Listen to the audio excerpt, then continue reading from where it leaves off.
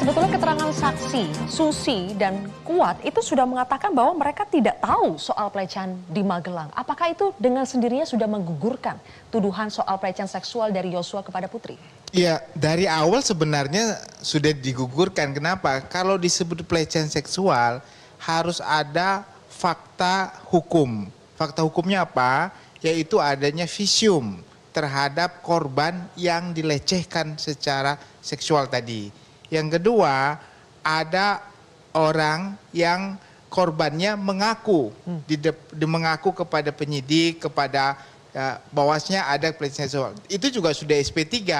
Nah, sekarang pindah lagi ke Magelang.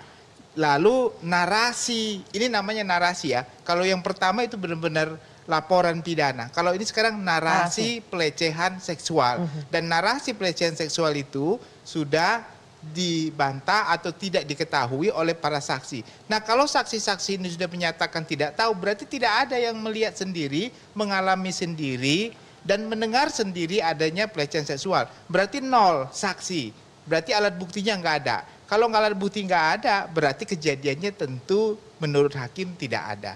Berarti itu diabaikan.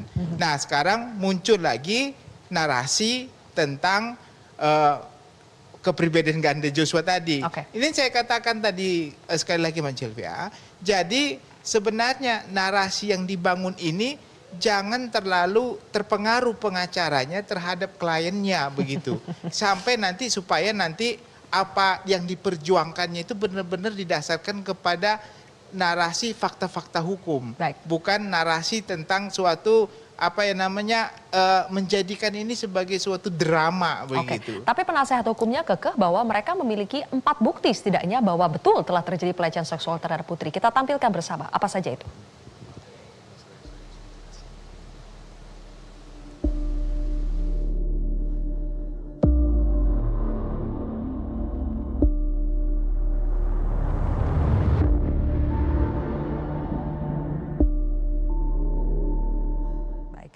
Bang Kamarudin, ada 4 bukti Yosua melakukan pelecehan seksual terhadap Putri. Versi mereka, apa bantahan Anda terhadap 4 bukti tersebut? Jadi bukti itu harus sah perolehannya. Sedangkan yang dipaparkan itu adalah bukti-bukti subjektif. Yang mana salah satunya itu disebut keterangan daripada Putri Chandrawati. Maka seharusnya Putri Chandrawati harus mengutarakan itu di hadapan hakim. Tetapi faktanya Putri Chandrawati tidak menerangkan apapun pelecehan seksual di hadapan hakim. Jadi artinya itu gugur karena keterangan saksi adalah apa yang saksi nyatakan di dalam persidangan. Jadi itu sudah gugur. Jadi ini adalah akibat daripada kelemahan daripada para penasihat hukumnya. Karena biasanya mereka itu menyidik, suka mengkriminalisasi orang, termasuk Perdi Sambo juga banyak latar belakangnya sudah mengadu korban-korbannya ke saya. Biasanya mengkriminalisasi termasuk di Jaksa Agung juga tukang bisa disebabkan menjadi penyebab terbakarnya Jaksa Agung hanya karena orang tua itu pada merokok gitu ya. Jadi jurus itu mereka kembangkan padahal mereka lupa sekarang bukan lagi penyidik tapi adalah penasihat hukum. Jadi saya sebetulnya kasihan saya.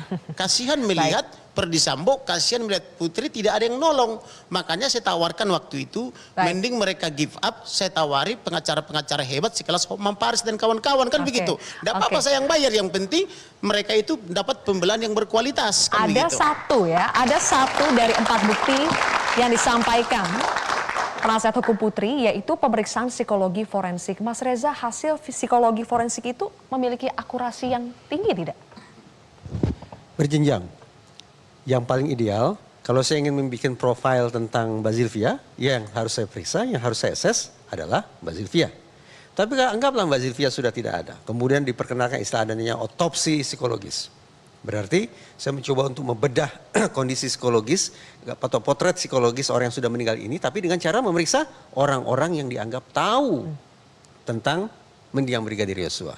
Siapa orang-orang yang dianggap tahu itu? Ya itu sudah diperiksa di persidangan. Ada saksi dan segala macam. Tapi persoalan tadi saya katakan, sejak sesi persidangan beberapa waktu lalu pun sejumlah saksi ini sudah dinilai, sudah disimpulkan oleh hakim sebagai orang yang tidak kredibel. Jadi pertanyaan, para saksi yang dinilai tidak kredibel, yang keterangannya tidak valid, tapi kemudian dijadikan sebagai sumber dan dibuatkan laporan saya khawatir ini akan menjadi sebuah persoalan Bagaimana yang sangat-sangat pemeriksaan psikologi forensik terhadap Putri yang akhirnya dijadikan salah satu bukti oleh penasihat hukum Putri bahwa Putri telah mengalami pelecehan seksual? Kita telusuri ya, titik awal keluarnya laporan ini dari mana? Dari rekomendasi Komnas HAM dan Komnas Perempuan yang saat itu mengatakan diduga kuat, pakai kata kuat. Ya. Jadi sedikit banyak Komnas HAM dan Komnas Perempuan seperti sudah melit ini, sudah seperti memberikan sebuah arahan. Ya. Kemudian ditindaklanjuti oleh Polri, saya bayangkan, yang meminta ada satu tim tertentu untuk melakukan pemeriksaan terhadap kondisi Putri Chandrawati. Mari kita cek metode apa yang dipakai, instrumen apa yang dipakai. Saya khawatir bahwa metode, instrumen yang digunakan untuk penyusunan laporan itu sulit sekali untuk dipertanggungjawabkan secara ilmiah di hadapan majelis hakim. Oke, Bang Jamin, apakah 4 bukti yang disampaikan Febri Diansyah tadi memang bisa disebut sebagai bukti di persidangan? Itu kalau bukti yang sudah pernah digunakan dan di SP3 itu nggak bisa digunakan lagi. Karena sudah diberhentikan. Jadi kan kasus yang berbeda begitu. Ini kalau dia mau ungkapkan lagi harusnya kasus yang di Magelang itu dia laporkan. Lalu bukti itu dia hadirkan. Oke. Sehingga ada kasus di sana terkait dengan pelecehan seksual. Nggak bisa pelecehan seksual itu sebagai suatu narasi. Tapi begini Bang, bayangan. Nah itu nggak bisa dilakukan. selain tidak seperti itu. dilaporkan, tanggal 4 dia katanya dilecehkan, pada saat perayaan hari ulang tahun ke-22 itu dia disuapin. Mana ada perempuan habis diperkosa atau lecehkan Tanggal 4 menyuapi katanya perempuan. mau digendong, Putri mau digendong oleh Yosua. Habis itu disuapin Tanggal 5 ke prianya. mall, ke Jogja, kemudian tanggal 7-nya masih merayakan. Jadi saya hari ulang pernah tahun membaca pernikahan. buku karangan Robert De Heer. Itu konsultan terkenal dari FBI. Salah satu ciri-ciri psikopat itu skor tinggi adalah pembohong. Yang kedua tanpa nurani. Yang ketiga perbuatan mulut, kaki dan tangannya pun tidak diakuinya. Baik. Oke. Nah itu ada pada siapa namanya ini? Perdi Sambo dan Iya, PC ini. Mbak Gitu loh. Sylvia, satu lagi ciri-ciri yang membuktikan bahwasannya PC tidak ada pelecehan seksual adalah PC tidak pernah mengungkapkan itu dalam persidangan.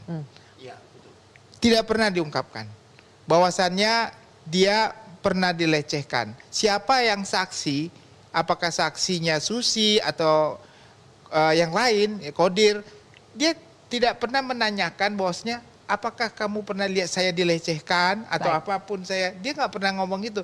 Seorang yang dilecehkan dia pasti geram, marah. Oke. Nah, Ada juga momen, Bang Jamin, saya ingin tanyakan kepada Mas Reza ini. Ada momen 15 menit Putri memanggil Yosua berbicara bertatap muka berduaan di kamar pasca kejadian yang diklaim sebagai pelecehan seksual. Apakah itu masuk akal? Mari kita perbincangkan tentang fase atau tahap demi tahap kepulihan dari trauma. Saya bicara spesifik trauma akibat kekerasan seksual. Fase atau tahap pertama adalah memulihkan dari rasa aman, dari rasa ketakutan. Jadi bagaimana seorang korban ini harus sesegera mungkin bisa mendapatkan rasa aman itu kembali. Kalau fase pertama ini sudah bisa dia lalui, dengan kata lain rasa amannya sudah pulih, dia baru masuk ke fase kedua. Jadi syarat masuk ke fase kedua. Fase kedua adalah momen ketika dia mulai bisa mengumpulkan kembali ingatan dia tentang peristiwa yang menyakitkan itu. Kalau fase kedua sudah bisa dilalui, sekali lagi syarat mutlak. Kalau fase kedua sudah bisa dilalui, barulah dia masuk ke fase ketiga, yaitu reconnecting to others. Baru dia mencoba untuk kontak ke orang lain. Kontak ke orang-orang yang dia percaya. Kontak ke orang-orang yang akan memberikan perlindungan. Kontak kepada orang-orang yang sungguh-sungguh dekat dalam hatinya. Bukan kontak ke orang yang dia sebut sebagai pelaku kejahatan seksual. Alhasil, sungguh sulit diterima oleh akal saya membayangkan ada korban kejahatan seksual dalam waktu hanya beberapa jam atau beberapa menit dia langsung masuk ke fase ketiga, Ya. reconnecting to others dalam konteks kontak dengan orang yang dia sebut sebagai pelaku perundungan terhadap dirinya. Nah, oke, kita berikan tepuk tangan dulu. Bang Roni, Icat pernah bilang ya, ia tidak percaya Yosua melakukan pelecehan seksual terhadap Putri. Apa yang membuat Icat tidak percaya? Apakah karena ia mengenal Yosua atau mungkin justru ia mengenal siapa Sambo dan Putri? Iya, Mbak Sylvia, kalau kita lihat dalam fakta persidangan itu kan terungkap. Tanggal 4 katanya ada bopong-bopongan yang tidak terjadi. Kemudian tanggal 5 mereka pergi ke sekolah TN, kemudian pergi ke mall. Tanggal 6 persiapan ulang tahun, di mana almarhum itu membeli kue. Dan Richard melihat bahwa tidak ada sesuatu yang terjadi di Magelang. Itulah dasar Richard menilai bahwa almarhum itu tidak mungkin melakukan pelecehan di Magelang. Itu menjadi dasar, karena Baradae atau Richard Eliezer ini kan melihat aktivitas ya. Oke. Dan tidak ada yang ganjil. Itu terhadap Yosua. Bagaimana dengan terhadap terdakwa Sambo dan Putri? Adakah kepribadian dari Sambo dan Putri yang ingin dikomentari oleh Icat? Yang pernah dikomentari oleh Icat? Richard sampaikan bahwa bapak dan ibu baik. Jadi dia menilai bahwa figur dari PC dan FS itu baik terhadap ajudan. Terhadap ajudan. Iya. Oke. Kita akan bahas lebih jauh lagi pemirsa. Terutama kita akan masuk bagaimana sekarang untuk membuktikan pembunuhan berencananya. Ketika ada kesaksian dari ajudan yang juga ternyata melihat Verdi Sambo menjatuhkan senjata milik Yosua dan sudah mengenakan sarung tangan ketika masuk ke rumah Duren 3 yang menjadi TKP. Kami akan membahasnya lebih jauh pemirsa sesaat lagi.